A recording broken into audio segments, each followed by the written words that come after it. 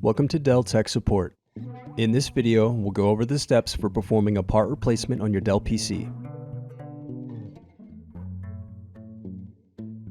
First unscrew, then use fingers to remove base cover.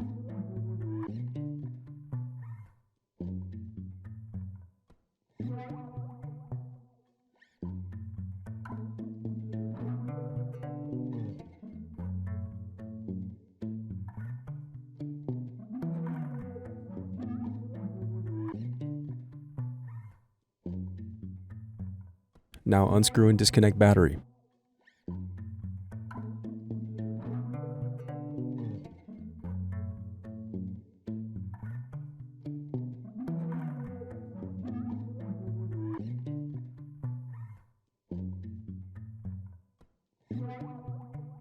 Remove hard drive adapter. Now unscrew and remove hard drive caddy.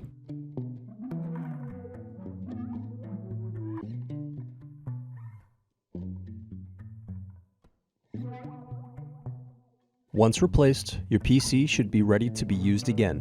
Thanks for watching.